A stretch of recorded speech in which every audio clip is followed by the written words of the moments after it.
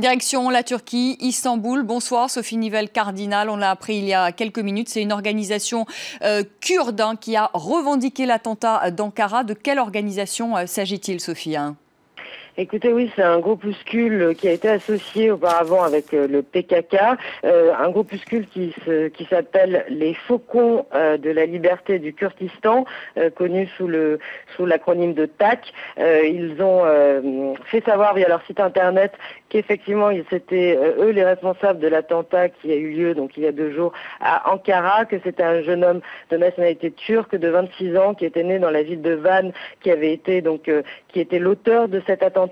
En fait, c'est un groupe qui s'est déjà fait connaître, les TAC, fin décembre, pour une attaque au mortier sur l'un des aéroports d'Istanbul. Le procédé avait été le même. Ils avaient revendiqué sur son site internet cette attaque au mortier qui avait alors causé la mort d'une femme de ménage et blessé une autre. Ça avait eu lieu fin décembre. En fait, c'est un groupe dissident du PKK qui, dans les années 2000, notamment en 2006, avait été l'auteur d'une dizaine au moins d'attentats à la bombe qui avaient visé à l'époque des sites touristiques, des stations balnéaires et qui cherchaient donc à couper à l'époque la manne touristique pour le gouvernement turc. C'est un groupuscule qui avait été lié au PKK et qui est aujourd'hui considéré comme un groupuscule dissident du PKK. Est-ce que ce groupe explique sur son site internet pourquoi il a commis cet attentat en représailles, j'imagine, à la politique du président turc Recep Tayyip Erdogan ? Oui, il est effectivement question d'une réponse, de représailles à la politique du président turc Erdogan. Ils ont aussi affirmé, le groupuscule a affirmé qu'il continuerait ses attaques en Turquie. Il faut bien comprendre qu'en fait, depuis plusieurs mois, le gouvernement turc a lancé une opération de nettoyage, comme il dit, de la rébellion kurde dans le sud-est du pays. Ils ont lancé une opération militaire inédite. Plusieurs villes sont sous le coup de couvre-feu ininterrompu.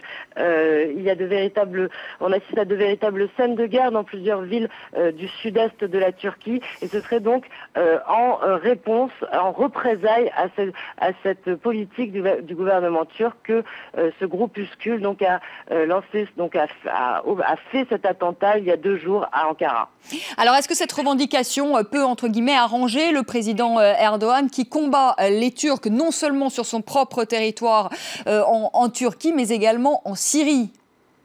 Oui, effectivement. Alors, arranger, ce serait un peu difficile de dire ça, mais que ce soit aujourd'hui, en fait, les 2 pistes auxquelles on pensait, c'était effectivement la piste du PKK, ou en tout cas ce qu'on appelle la piste kurde, comme auteur de l'attentat, ou alors celle de l'État islamique. Il y a eu plusieurs attentats ces derniers mois en Turquie.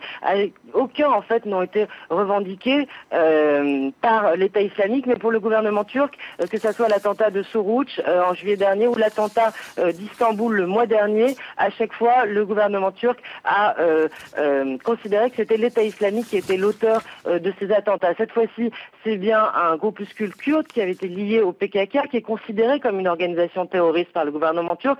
Alors, est-ce que ça arrange ou non le président turc? C'est certain qu'en tout cas, cela justifie encore plus, aux yeux du gouvernement turc, la politique menée ces derniers mois par le gouvernement turc, puisqu'elle considère le PKK et d'autres groupuscules comme des organisations terroristes, au même titre d'ailleurs que les États-Unis et l'Union européenne, mais cela justifie donc sa lutte contre le terrorisme, sa lutte à tout prix contre le terrorisme aujourd'hui dans le sud-est de la Turquie, mais aussi en bombardant ces derniers jours, cette dernière semaine, les positions kurdes dans le nord de la Syrie.